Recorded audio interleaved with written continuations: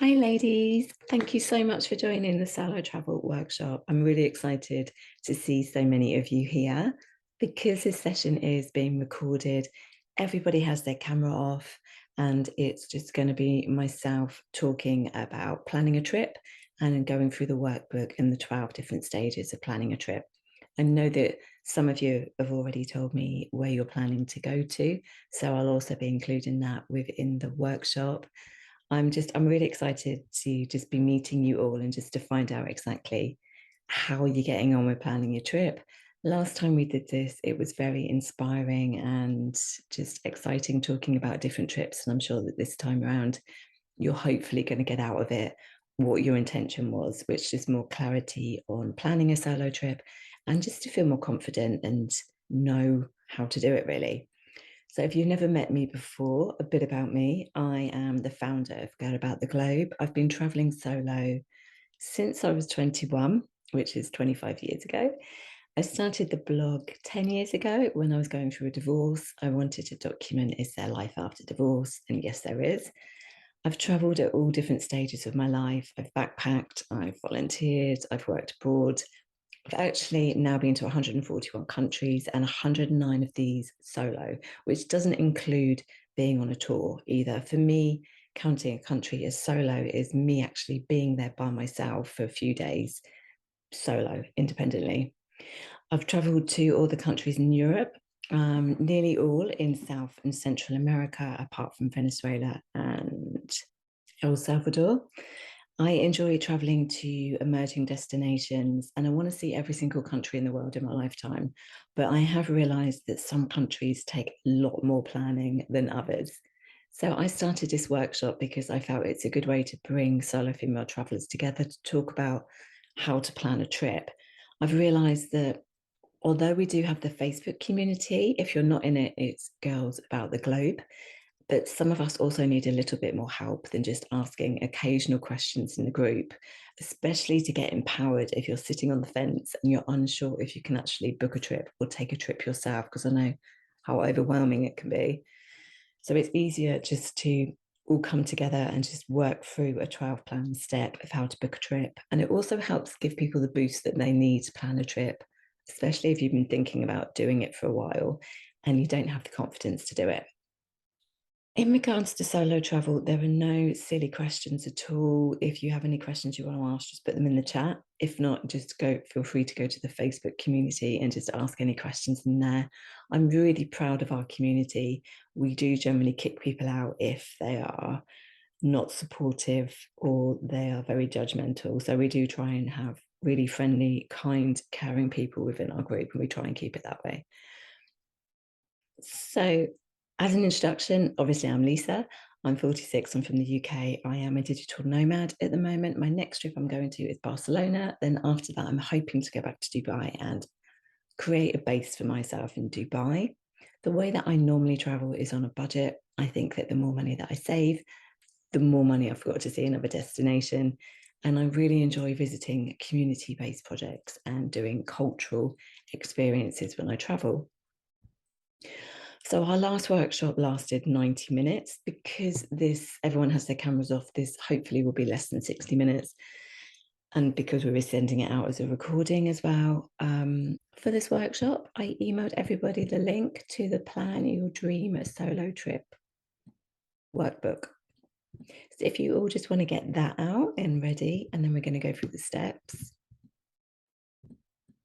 Okay, so this particular workbook, it's for you to cultivate ideas for your solo trip. So every single section on the book is clickable and interactive, so you can personalize it. If you're thinking about doing a few more trips than just one, you can save a copy of the workbook and then use it for all your future trips. Obviously, on this workbook, I'm just going to cover kind of the basics for each section, and then you've got all the time in the world in your own time to go further into depth for different sections, because everybody is planning a different trip.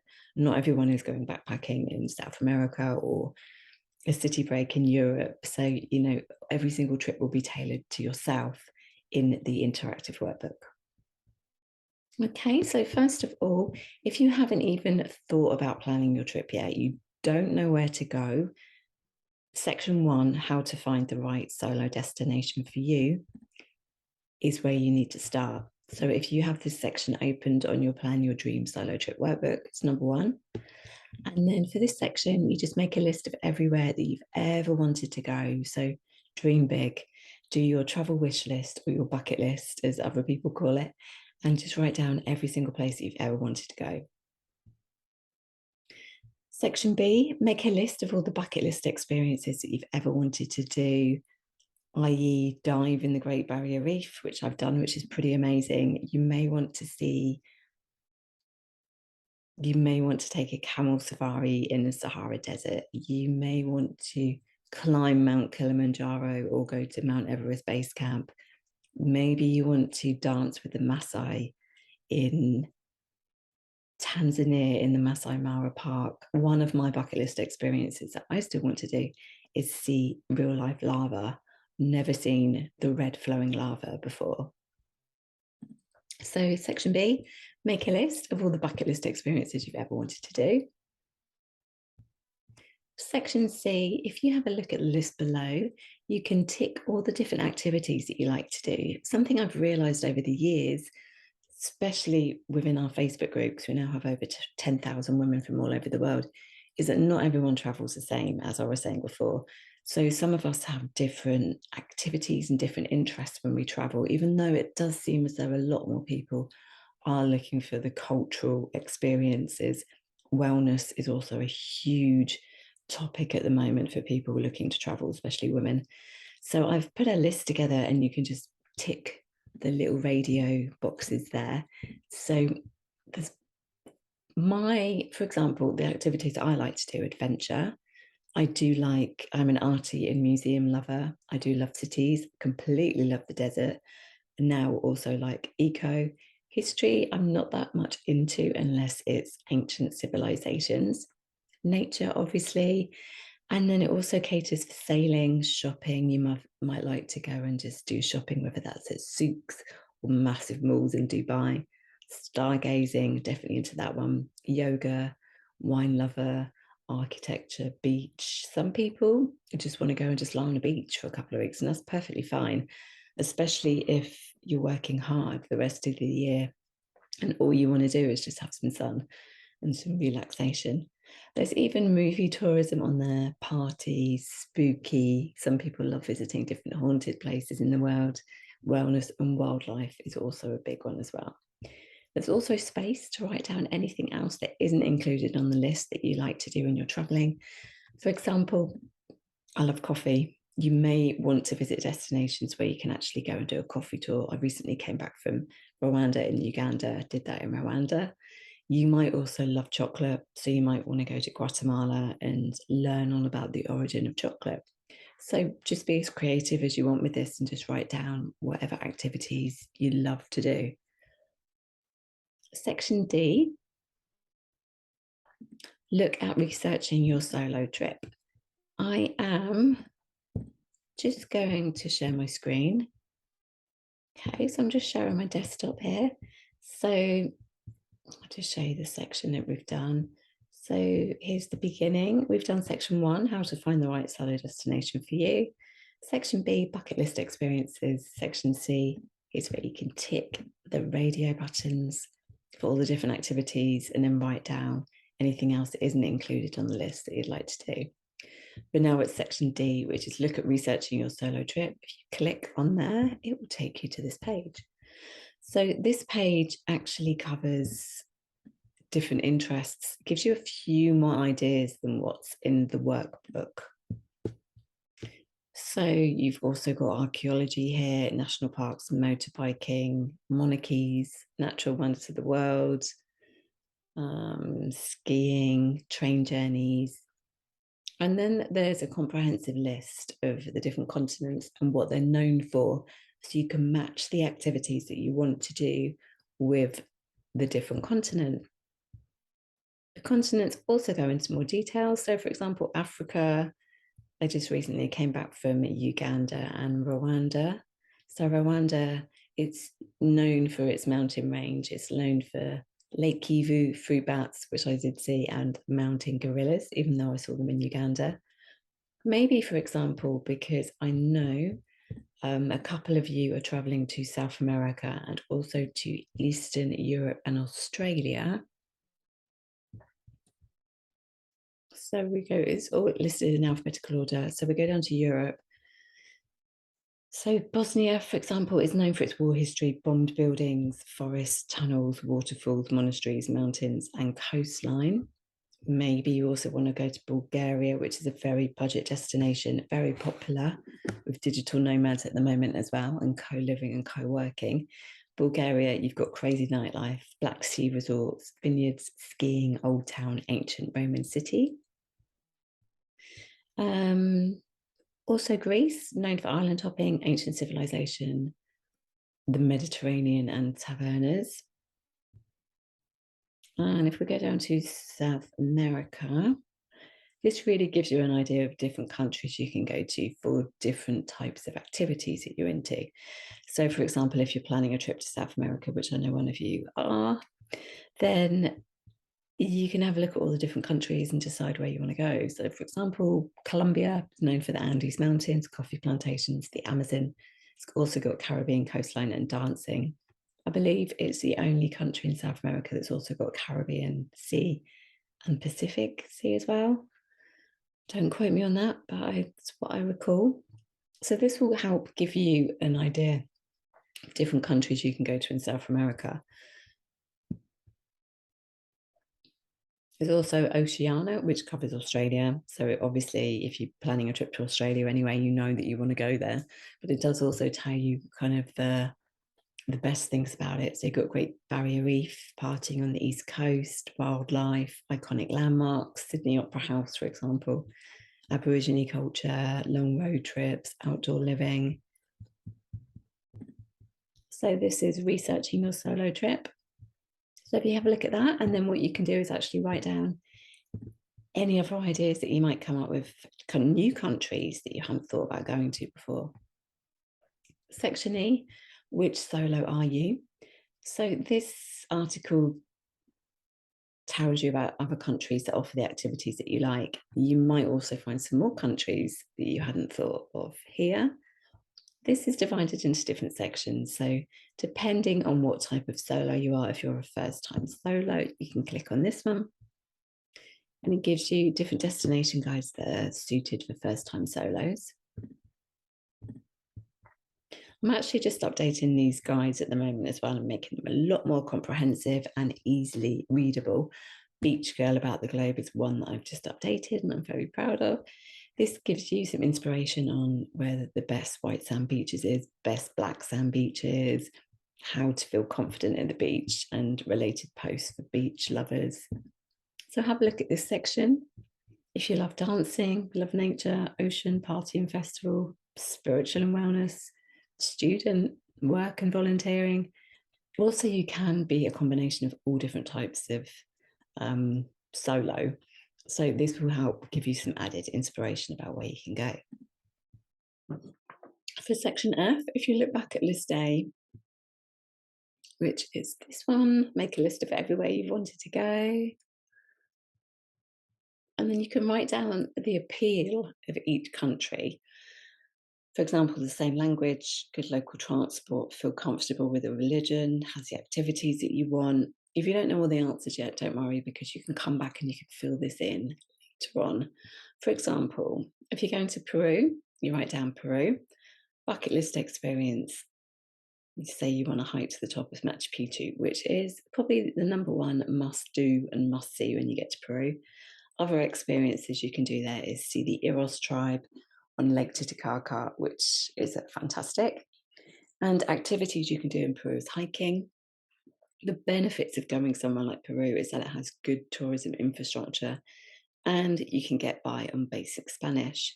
So what you can do for every single country you've got on your list A is fill in these boxes. The next stage to deciding where to go is working out how long you can go for. So you really need to decide So maybe you only have a week's holiday or you have 2 weeks holiday. Maybe you're transitioning into remote working and you have all the time in the world and you're able to take a 3-month long trip and just slow travel and spend your time wherever you feel like you want to be. If you write down in this section how long you could travel for, a week, 2 weeks, a month, and then work out which countries you can travel to in your time frame. So, for example, if you're based in the UK, which I am at the moment, countries or cities I can travel to for a long weekend would be places in Europe, for example. I could even possibly put in Cape Verde, which is a Portuguese group of islands off the coast of Africa, which are about 5 hours away. I could possibly put them down as a very long weekend. Countries that I can travel to for a week would be same anywhere in Europe, possibly even Egypt, which is I think is 4.5 hours away. Countries I can travel to for up to 10 days would be longer than that. Possibly the Middle East, possibly somewhere else in Africa. Countries I can travel to for 2 weeks would be Asia from the UK.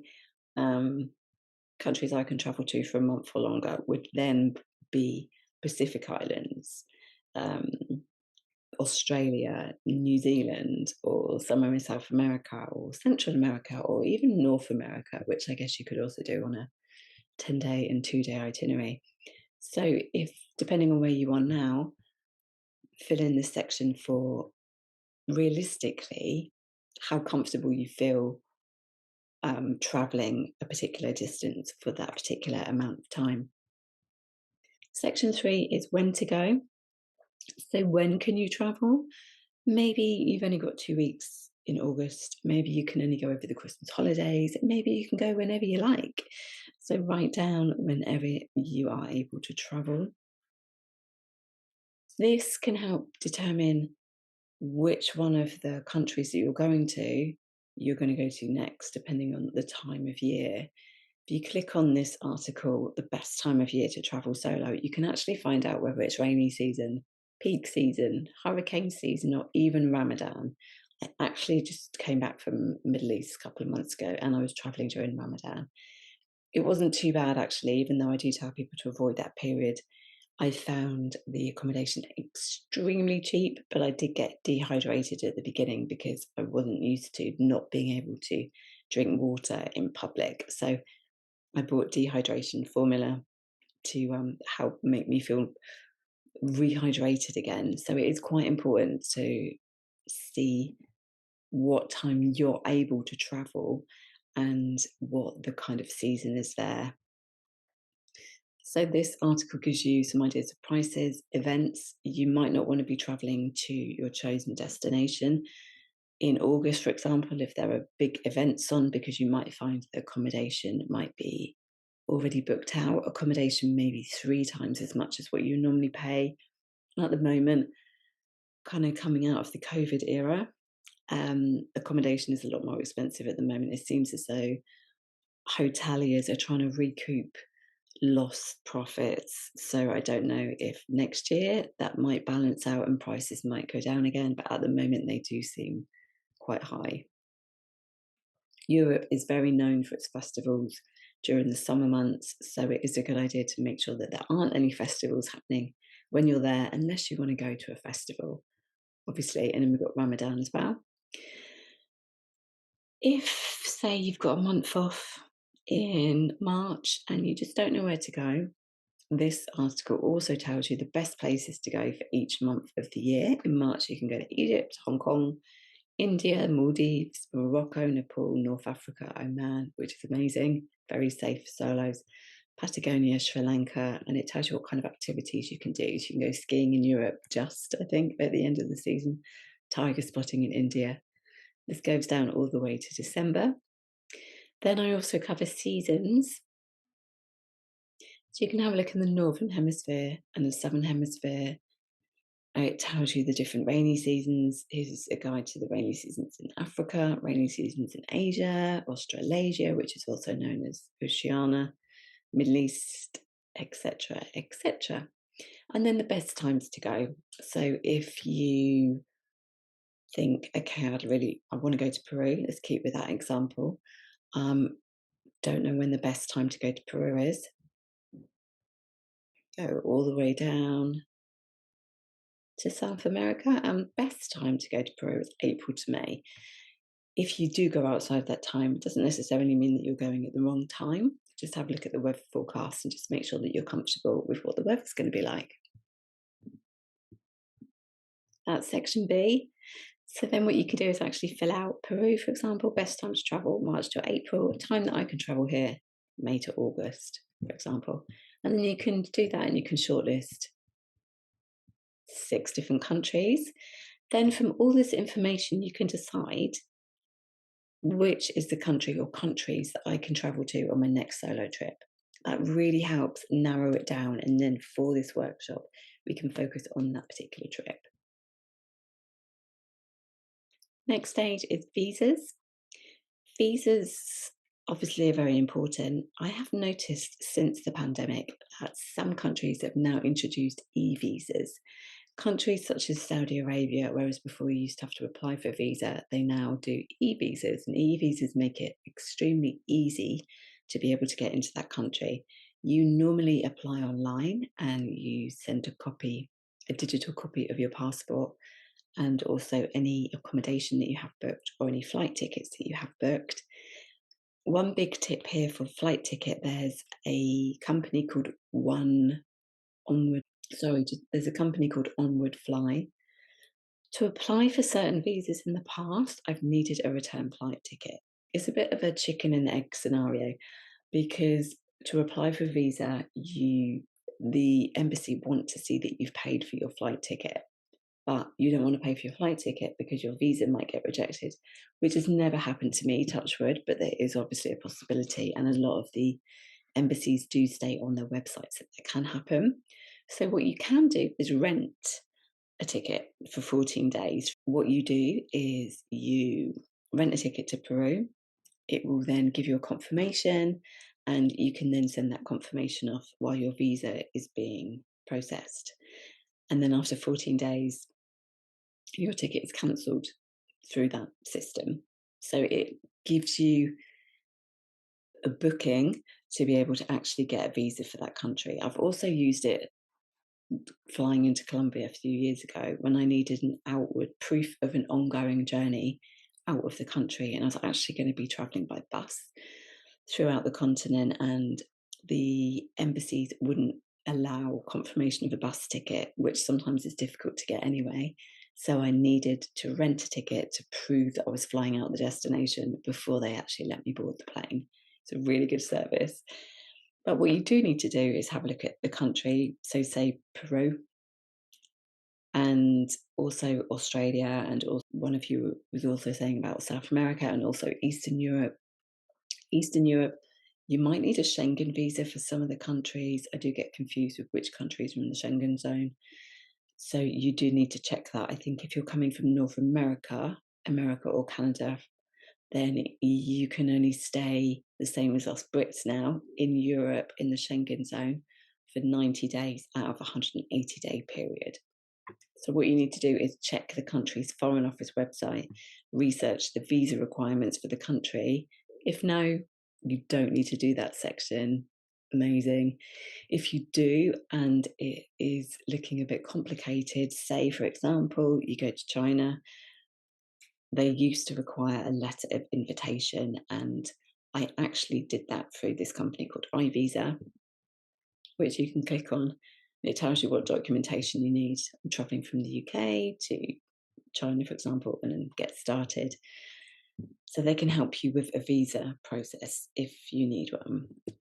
Also check if you do need a visa, do you need to book a group tour to get the visa, or can you travel independently with one?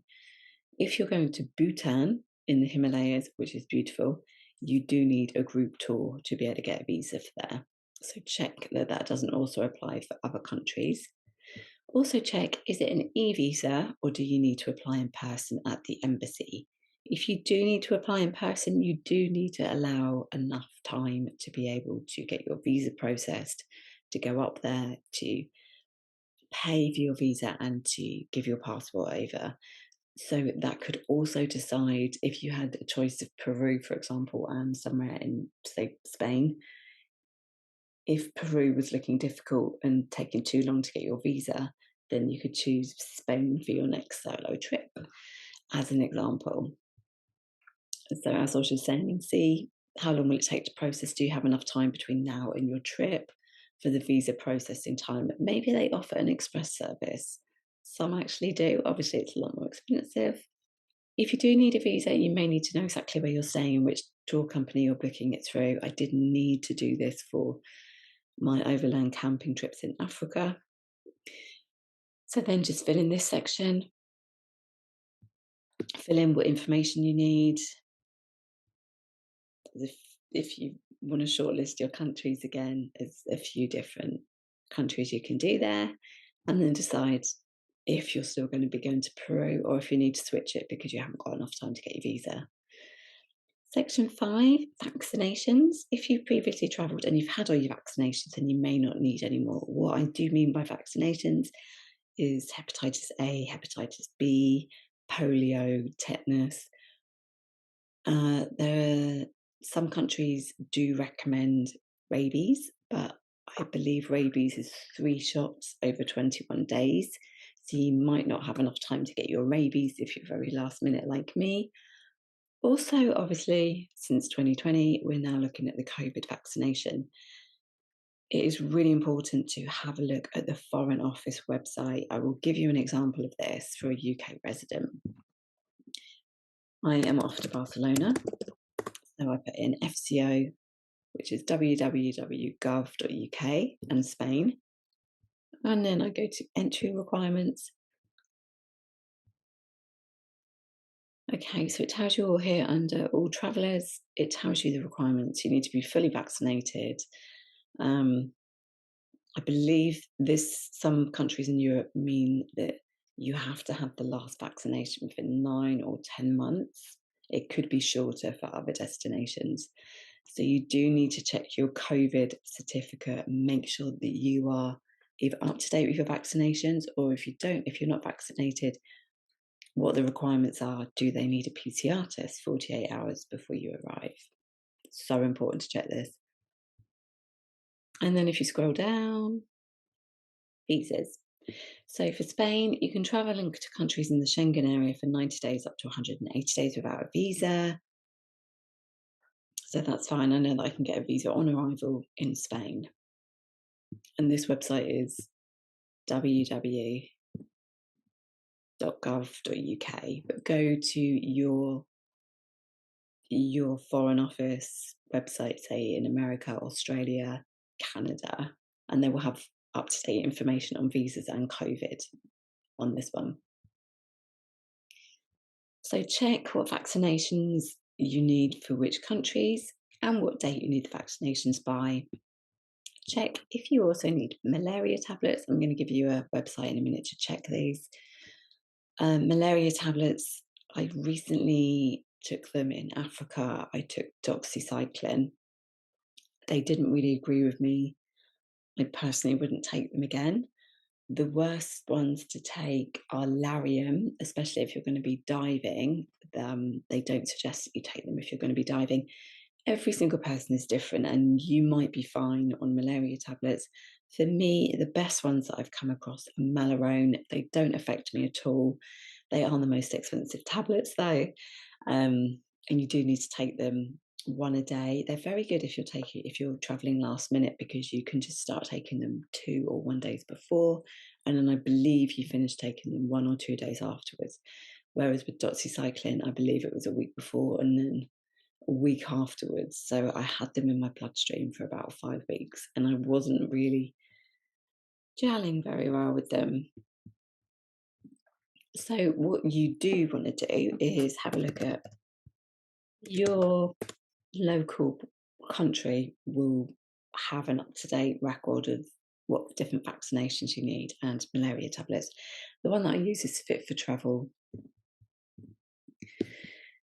And then I just go to destinations. Say, for example, if I'm going to Cape Verde, it tells me a bit about COVID there. It gives me the malaria risk. It tells me what vaccinations I need, hepatitis A, for example, tetanus, typhoid, malaria. It says it's low throughout the year in all areas. And it also gives you a malaria map, but it says low to no risk areas. So I wouldn't need to take malaria tablets for Cape Verde. This is called Fit for Travel. Okay. And then section 6 is working out your budget. So I did also include a link to the daily budget planner. This is really handy. I created this a few years ago for myself for my trips.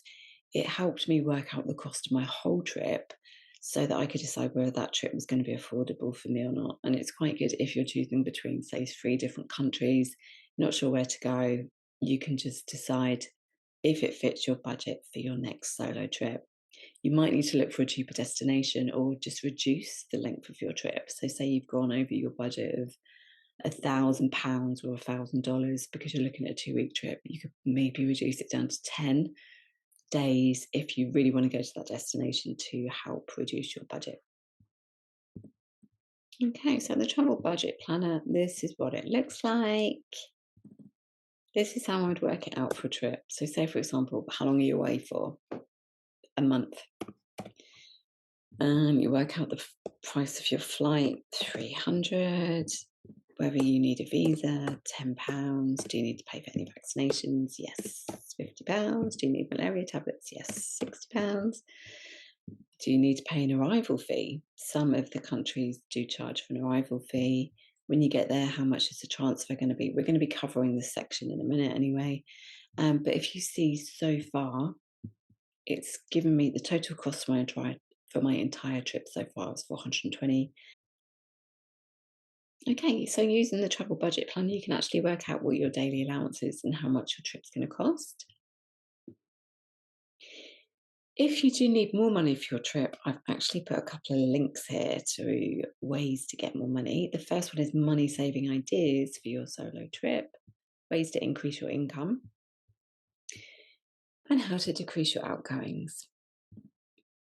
Second one, saving money on your trip. How to save money traveling alone. It gives you some ideas of how to save money when you're traveling alone, basically what it says it does. Okay, next section is booking flights. So now we're really getting into the nitty-gritty of actually booking and planning the trip. To book your flight, I recommend Skyscanner and also Google Flights. If you are flying long haul, I do consider possibly having a stopover if you're traveling for more than 12 hours, even if it's just to sleep overnight in a hotel, in an airport hotel. I've done that once coming back from Australia. I stayed overnight in an airport hotel in Hong Kong, and it just helps you feel more refreshed in the morning for your next flight.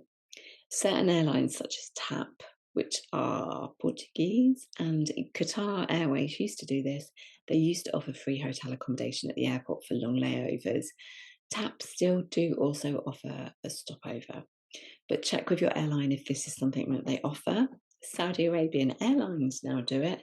If you're flying anywhere with them, you can get a 96-hour stopover in Jeddah. So look at flights for possible routes. If you're on a budget, then obviously consider taking non-direct flights. Something else I've noticed since COVID is the flight routes seem a lot less than what they were before. So say there were 10 flights a week to a certain destination, and now seems to be a lot less. Let's see what happens with that, because the UK airports are capping the amount of flights that go out. So you might find that you might have to take a non-direct flight, which includes changing planes in between. If, for example, the person wants to go to Europe, you're flying into Paris and you're planning to leave from Berlin, you can look at one airline which will fly into and out of both destinations, or even 2 separate airlines one way as an alternative. Could be cheaper to fly into one destination out of another by just booking separate flights rather than a return ticket. Or maybe there's a neighbouring country that might be cheaper to fly into. I flew into Jordan a few years ago and I went overland to Israel and then flew out of Jordan. Rather than fly into Jordan and out of Israel, it worked out cheaper to do a return ticket from Jordan, but I was able to go overland through both countries. If you do book separate flights, you do need to note that usually you have to check your luggage in again to each flight and then collect it before you get on the next one. So what you can do here is check prices for baggage and compare airlines. One big change is that low cost airlines, short haul ones that I've noticed so far because I have been traveling during the pandemic and also recently, is that you can only take a bag that fits under your seat. Now, that's included within your fare. If you want to take cabin luggage, such as a small suitcase for hand luggage, which goes in the overhead locker, you have to pay for that. So, for example, my flight to Barcelona, it's €41 for me to take really small hand luggage as a suitcase in the cabin, and it's €50 and €9 extra to have 25 kilograms worth of luggage. So I've actually bought a big suitcase. I always travel on hand luggage, but I would get quite stressed with the amount of liquids I'm not able to take in hand luggage. So I today bought a massive suitcase and I'm now paying the extra because I have to pay for my baggage anyway. So at least now I've got a big bag up to 25 kilos that I can take on the plane with me. So do expect to pay more for your baggage at the moment. What you can do if you're not going to be traveling for a while is sign up for a travel alert on various websites to get your deals delivered to your inbox. I sign up for a price alert on Skyscanner, say London to Barcelona, and then it will email me saying the price has dropped by £2 or by £20. So it helps you decide when to book it. There is also another website that I've recently signed up to called Jack's Flights, and you can just sign up to the email, which you can be a free member, which I was. Now I've signed up to be a premium member, which was I think €35 for 6 months, and it emails you all of the discounts for flights. You can get some really good airfares on long haul flights. What you can also do for your flight is book it on a credit card for extra protection, just in case the airline ceases operations. Okay, how are we all doing so far? Any questions?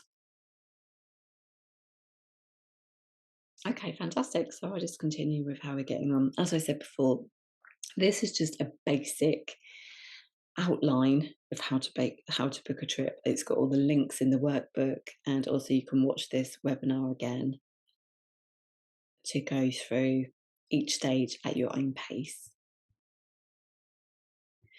Planning things to do, section 8. This is the exciting part. So now you know how long you want to go and how long you're going to spend there. You can actually start researching what you want to do to get a rough itinerary. Also helps you, if you're planning to go to a few countries, helps you just plan out your itinerary and your route. I use Get Your Guide and Viator. They offer day tours. I'll give you an example. So I'm going to Barcelona, not sure what to do there, even though I am, because I used to live there for 2 years. I can go here just to get some ideas. Even if I don't book any tours through this website, they do use local tour companies. Going to Barcelona, and it gives me all the top things to do, and you can see how many reviews it's got. Barcelona is such a popular city. To go to Park Güell, it's got 16,559 reviews. Oh my goodness. Sagrada Familia's got 25,000 reviews. You can use this to book your tours, but it gives you an idea of different things that you can do. It's an aquarium, flamenco show, great thing to do at night by yourself.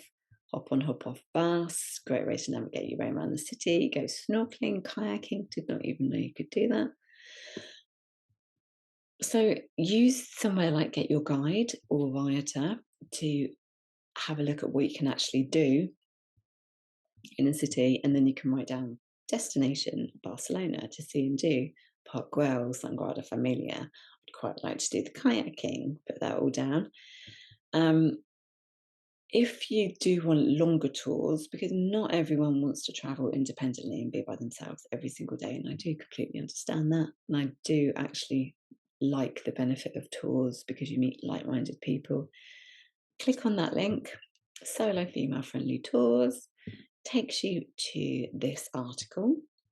Listed in alphabetical order, we've got a list of all the different companies I recommend and have been recommended from our solo female friendly Facebook community called Girls About the Globe, and it tells you what type of girl about the globe they're for. She Adventures, who I absolutely love and recommend. It's good for adventure, girl about the globe, active, cultural, and nature. And then it even goes down as far as just women only tours. When we get there, women only tours, solo female travellers club. You could also get quite a lot of wellness tours there and women only, girl about the globe. So this gives you an idea of tour companies if you want to go on a tour for the whole of your destination. So say you're going to Peru, not confident about going there alone, you can do a tour for the whole thing.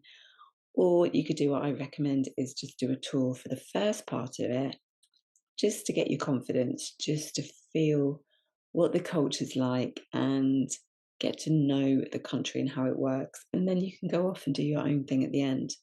I do recommend that if you're trying to build your confidence up, you don't want to do a tour for the whole thing. So we've written down destination, Barcelona, what to see and do. Then another question is to ask yourself, can I do this myself or do I need to book a tour? If you can do it yourself, if you want a European city break, you can really do it yourself. Europe's very easy. The Balkans, Croatia, Bulgaria, Albania are slightly more for the intrepid traveller. They do require a little bit more working out than Western Europe, but you can just fill in the section. Can I do this myself? Yes. And then how many days do I need here? Well, I'd need a day for the Sagrada Familia, I need a day for Park Wow, need a day for the aquarium, and then you can work out how much time you're going to need there. You can also pin them on a Google map, and so you have little clusters of what you want to do, and then you can see how many days you need in a certain area, because you might be able to combine certain activities for half a day with another one, all the same for that evening, and that can be a whole day. There's a little section for notes as well. So that helps you decide what activities you want to do and how many days you're going to need within a certain area. If I'm staying on an island, I normally base myself somewhere in one place and I would do day tours from there. If I'm staying in a country, I would base myself in the city for a while, do the activities that I want to do within the city. Then I would move, this is where this section comes in, how to get around, to a different destination within that country, do what I wanted to see there, move to another destination, base myself there, do what I want to see there. If I'm not doing a tour for the whole country and it's too big for me to be able to see it all kind of within a week, for example. So, how to get around? You can either research how to get around with the solo destination guides. I'm going to keep using Peru. So, if you go to Go About the Globe, go to the solo guide, South America, click on Peru, and then go to the contents, traveling around Peru. It will tell you exactly how you can get around Peru. That helps you to plan your trip. If you're doing a continent, as in one of you is going to South America, click on South America.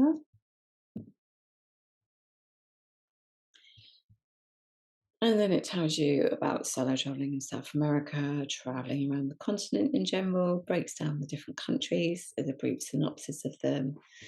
I've also got another guide at the end. South America is quite big, got a lot of countries there. There's another guide at the end here, how to travel within South America, which gives you more details about it. If you are going, like me, to Barcelona, you can, for cities, you can just search in the search box at the top, or you can go to the solo guide and go to the country, and then it also gives you the link for the cities if there is a guide there. Barcelona is one of my most popular pages. It's a really comprehensive guide about things to do in the evening as well. So yeah, you can just look through here about things to do and also how to get around. This section is for you to help plan out the best route. Can you travel from one destination to the other and finish at a different airport? So, say if it's a massive country, such as Chile, could you fly into one destination, fly out of Santiago, make your way overland in between? South America, you can do a lot of bus travel. Bus travel over there is quite good. For Europe as well, you've got Interrail, you've got amazing panoramic trains in places such as Switzerland. There's also Flixbus. You can find all of this on the Continents Guides on the Girl About the Globe website. Australia, you've also got the epic train journeys, plenty of ways of getting around different places. So you could work out whether you can travel from one destination to the other and then finish at the other and fly out of a different airport to save you coming back on yourself. If you do have any long journeys, you could consider overnight buses or trains because then it also includes your accommodation and you can add in rest days to allow yourself time to recover. If you are going to Peru, they have amazing night buses and you do normally get dinner or breakfast included. I've also included a link to an itinerary organizer where you can list your flight, transfer, accommodation, tours, and then how to get from this destination to the next. So you can plan it step by step and really break it down because I know how overwhelming it can be. But as soon as you've got that first step, you'd put your flight, transfer, how to get from the airport to accommodation, and then what tours you want to do in that location, and then how you want to get from that destination to the next. And I've also included an itinerary organizer example. Next section is where to stay. Make sure, especially if you're traveling during peak times, which is generally summer and Christmas, New Year, research your accommodation and decide where you want to stay and what the availability is like. One big piece of advice is that if your flight is arriving late at night or early in the morning, look for accommodation that's got a 24-hour reception so that you can check in late. I use booking.com, occasionally Airbnb. In the past, I have actually turned up at a hostel which has been closed. So I've learned from my own mistakes to check, especially if your flight's delayed and it's not for your own error, make sure that there is a check-in desk or a 24-hour reception so you know you can check into your accommodation when you arrive. If I am arriving at night, I contact the accommodation and I ask them to arrange me a transfer because I would rather get picked up by somebody if I'm arriving in the dark and taken straight to my accommodation rather than trying to figure out the public transport in the dark. You can also use your itinerary organizer. You might prefer to use an app to plan your trips. I still am quite old school and use the itinerary organizer, which is basically a spreadsheet. If you're traveling by bus, say you're traveling through South America, you just arrived in Costa Rica and you arrive at the bus station, how can you get from there to your accommodation? Can you walk, get a taxi, or is there a bus? I do also look at the location of my accommodation and see how far it is from the bus station or train station. If it's within half an hour, I normally book it because I just walk there to save myself money in the past. There's also a transfer service called Hopper that you can arrange an airport transfer with as well. They will be there to collect you when you arrive, or you can book with them to be picked up on your way back. It's shared transfer, so it could be a shared minibus, could be a shared taxi, could be a shared big bus, coach. You can actually book that before you go. Next section, section 11. Oh, actually, to go back on where to stay, I know one of you just asked a question about what type of accommodation should you stay in. I'm not sure if you're aware, but Girl About the Globe has a podcast, and I recently released an episode on hostels. So if you're unsure about whether or not to stay in a hostel, you can listen to that podcast episode, or just type in hostel in the search bar on the blog, and you'll also find the same article. Hostels are ageless, so it really just depends on what you're looking for from your trip. Obviously, if you're looking for a 2-week all-inclusive beach holiday, you don't want to stay in a hostel. You might want to stay in an all-inclusive place or stay somewhere where you've got breakfast included or half board included, which I do if restaurants are quite far. So sometimes if I just want to relax for a week, I look for somewhere that's half board and just stay there, because then I have everything that I need for me. Hostels are the most sociable place to stay. You don't have to stay in a shared dorm room. You can actually stay in a private room if you want to. There's a brilliant brand that I love called Selina, Selina. They have co-working, they have a cafe and a restaurant, they have wellness. So within your room rate, they do include a yoga session, or I've had a Pilates session in the one in Porto. I've stayed in 3 now. They're in Europe, and I believe they're also in Mexico. I think they might also be in Asia and South America now as well. They're expanding. That's how popular they are.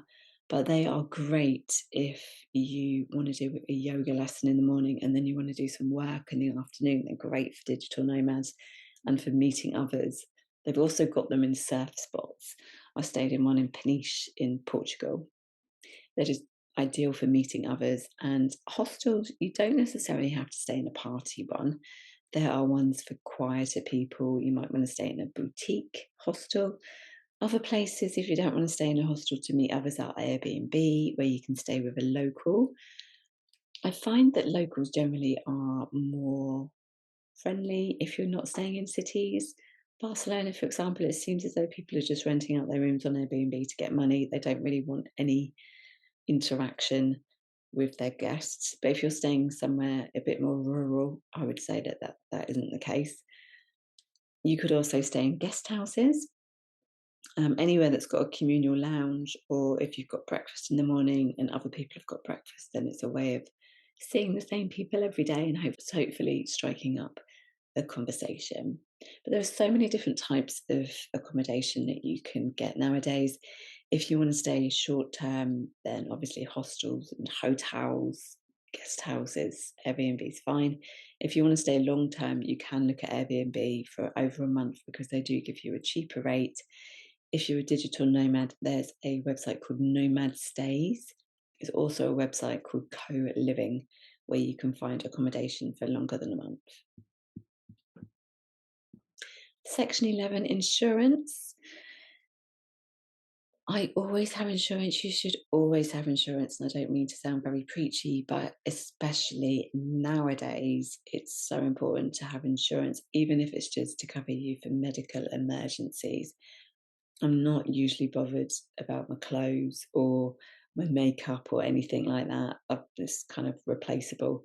But if I break a leg or if anything happens to me or I need to be hospitalized when I'm abroad, I want to make sure that I'm covered for medical. I've heard quite a few horror stories of people who haven't had insurance and they haven't been able to afford the medical bill. You don't want to get stuck with that. Also, in the past, as a Brit, there used to be an E111 card for Europe. Don't no longer have that. So we do need insurance. With the insurance, I've put links here to different ones that I do recommend. True Traveller is for UK and Europeans. World Nomads is for everybody, I believe. Safety Ring is also for everybody. I've used that when I've been travelling longer term. That kind of covers me as a digital nomad as well. A lot of the insurance doesn't cover you for hiking more than 2,000 meters. So if you're planning to do adventure sports or some activities and you need adventure sports cover, compare the cover. True Traveller, I believe, does insure you for more than that as standard. Do check because it might have changed. Also, if you're going to be traveling quite a few times, have a look at an annual cover instead of separate covers for every single time that you go away, and include all the countries that you're going to be traveling to in the next 12 months. It could work out cheaper than booking separate insurance. So what you need to do here is write down the countries that you're traveling to, start date and end date. Do you need additional cover for your personal items? I do ask for additional cover to cover my laptop because that is my biggest thing when I'm traveling. And then maybe you need optional cover. Maybe you're going to go diving, or you're going to trek in Mount Kilimanjaro or something like that. Here you can actually write down the company and the price, the excess. Generally, the excess, I do have an article on insurance on the blog. Like, all of these sections, you can find more details on the blog about them. An excess with insurance means the amount of money that you have to pay if you need to claim. I used to work for an insurance company. So the cheaper the excess, the more expensive your premium, the money you need to pay for your insurance is. If your excess is 50 quid, for example, your insurance premium could be £500. If your excess is then £200, your premium could be £300. So you can reduce the amount of your premium by upping the amount of excess you're willing to pay in case of an emergency, in case of a claim. Touch wood, never had to claim. But these 3 companies have been recommended for people who have had to claim. Okay, so we're finally at the end. I think this workshop's taken a whole 60 minutes, and congratulations on planning your dream solo trip. I don't imagine that you've all booked it all within this 60 minutes. No, you're saying that you haven't. That's absolutely fine. But I hope that this has given you a few ideas of how to plan a trip. It can be incredibly overwhelming. A, knowing where to go, and B, knowing how to plan a trip to that destination. So do not forget that we do have the Girl About the Globe Facebook community where you can post any of your questions about planning a trip. You can also use the search function. You can put in there Peru, Barcelona, and then it'll bring up all the comments and previous questions about that destination. There are other articles on the blog about how to meet others. I will just give you an example. Go to the blog, and then on the front page, I've basically written the solo travel journey. So the first stage, if you're unsure where to go, is to get inspired and empowered to actually do it within this section. Second section is how to travel solo. Third section is plan and book your trip. And then there's also make a difference, and then solo female friendly. So you can help. You can have a look at all the different brands and companies that we recommend for solo female friendly brands. Don't forget to get your solo travel card. Your solo travel card is a virtual card. It gives you discounts to more than 25 plus solo female friendly brands. I've got partnerships with all of these companies to give you a discount. In regards to what I was just talking about, how to meet others, in this section, how to travel solo successfully, there's packing tips. I go through my packing list of things that I take and why I take them. There's some tips, safety tips for traveling. That is a big one. Help and advice if you're on the road and something happens and you're unsure what to do. Go to this particular article. How to meet people, how to stay safe. How to stay healthy, avoiding travel burnout. I do get burnt out quite a lot. Avoiding homesickness, tips for how to dine in the evening, what to do at night, how to avoid taxi scams. I love this section. If you're unsure about anything to do with how to travel solo, go to the how to travel solo successfully section. Plan and book your trip goes into more details from this workbook. Gives you the best booking resources that I use. Some of these are already covered within the workbook. With Skyscanner, one-way fly, accommodation, couch surfing. Couch surfing is a good way of meeting other people. You don't have to pay for accommodation, you just sleep on someone's couch. And you can also find women to stay with if you don't feel comfortable staying with a man. I have used that platform. Okay, so that's it. And if there are no more questions, I appreciate this workshop obviously taking an hour, and you probably want to go and just get into more detail about your trip. As I said, use the Facebook community. I'm going to stop sharing my screen. As I said, use the Facebook community for any questions you have about solo female travel. We are a really friendly bunch, so no question is silly. Whatever you want to ask, ask, someone will answer you.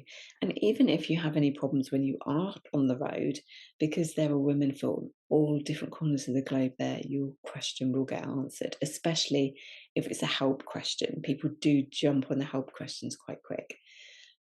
So thank you so much for joining this workshop today. And if you do have any private feedback, you can send me an email afterwards, as I appreciate none of you have commented. So obviously I've answered all your questions. So you can always send me another email afterwards if you prefer not to share. After this recording, I'm actually going to put us all back onto video so we can just ask any private questions that we don't want to share on the recording. So thank you so much. And if you're watching this at home, I really hope this has helped. You can watch this recording again and again and go through the workbook. And don't forget to ask any questions in the Facebook group. Thanks for joining the Solo Travel Workshop, and happy planning.